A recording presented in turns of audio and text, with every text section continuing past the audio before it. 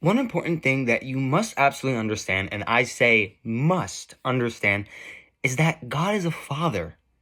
Listen, this applies for many things. The fact that God is our dad applies to many aspects of our life. For instance, you don't have to carry all that weight on your shoulder. You give it to your dad. Remember that Jesus is your dad. The Spirit is your dad. The Father is your dad. He is your God.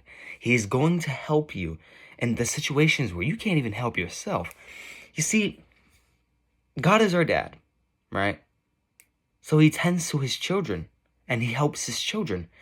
Without God giving us the wisdom that we obtain, we would be helpless.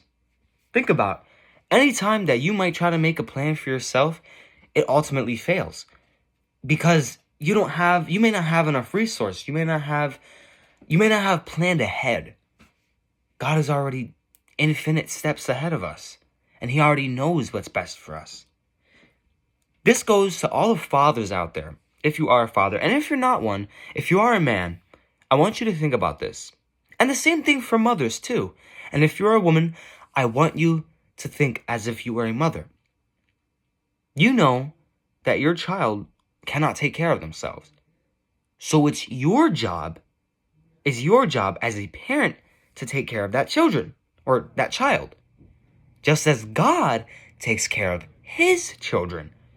And it is God's nature, out of love, purity, generosity, and grace, and so much more, that he fathers us and that he chooses to love us and take care of us.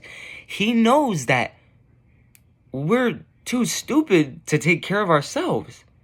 And yes, you might succeed for a while, being able to do things on your own and managing, but again, that's still prideful.